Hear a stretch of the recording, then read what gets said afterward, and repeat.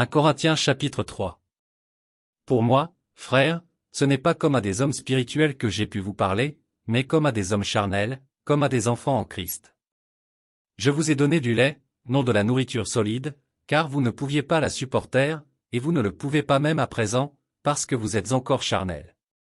En effet, puisqu'il y a parmi vous de la jalousie et des disputes, n'êtes-vous pas charnels, et ne marchez-vous pas selon l'homme? Quand l'un dit, moi, je suis de Paul. Et un autre, moi, d'Apollo. N'êtes-vous pas des hommes? Qu'est-ce donc qu'Apollo, et qu'est-ce que Paul? Des serviteurs, par le moyen desquels vous avez cru, selon que le Seigneur l'a donné à chacun. J'ai planté, Apollo a arrosé, mais Dieu a fait croître. En sorte que ce n'est pas celui qui plante qui est quelque chose, ni celui qui arrose, mais Dieu qui fait croître. Celui qui plante et celui qui arrose sont égaux, et chacun recevra sa propre récompense selon son propre travail. Car nous sommes ouvriers avec Dieu.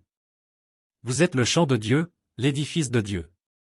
Selon la grâce de Dieu qui m'a été donnée, j'ai posé le fondement comme un sage architecte, et un autre bâtit dessus. Mais que chacun prenne garde à la manière dont il bâtit dessus.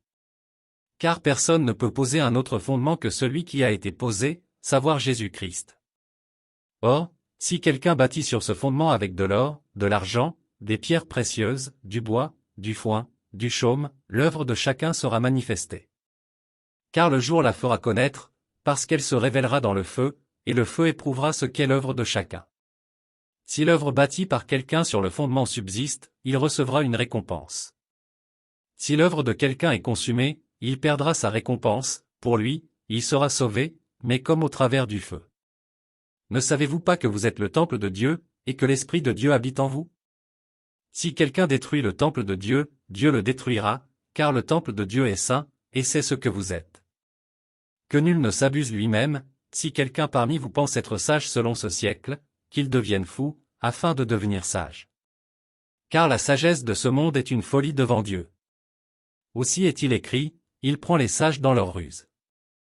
Et encore, le Seigneur connaît les pensées des sages, il sait qu'elles sont vaines. Que personne donc ne mette sa gloire dans des hommes, car tout est à vous. Soit Paul, soit Apollo, soit Cépha, soit le monde, soit la vie, soit la mort, soit les choses présentes, soit les choses à venir.